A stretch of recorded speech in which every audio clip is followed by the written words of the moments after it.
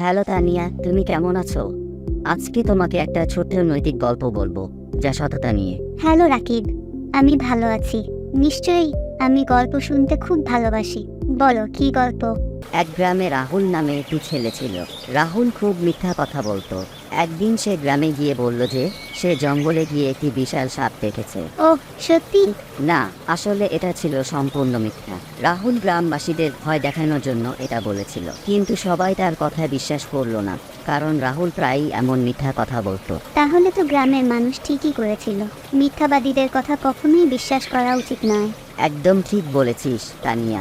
এরপর একদিন সত্যি সত্যি রাহুল জঙ্গলে গিয়ে দেখল একটা বড় সাপ। সে ভয় পেয়ে দৌড়ে গ্রামে এসে সবাইকে জানালো, কিন্তু কেউ তার কথা বিশ্বাস করলো না। সবাই ভাবলো সে আবারও মিথ্যা বলছে। তাহলে রাহুলের কি হলো? রাহুল বুঝতে পারল যে মিথ্যা বলার ফল কতটা ভয়ানক হতে পারে। গ্রামবাসীরা তার কথায় বিশ্বাস না করায় সাপের কাছে সে বিপদে পড়েছিল।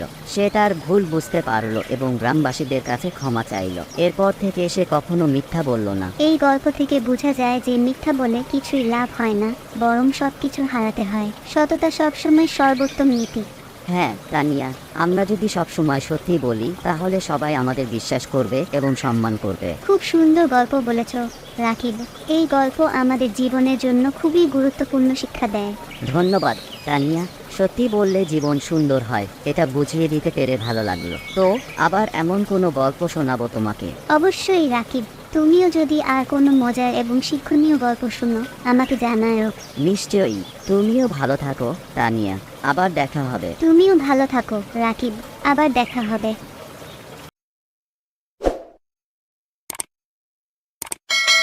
Subscribe to my channel.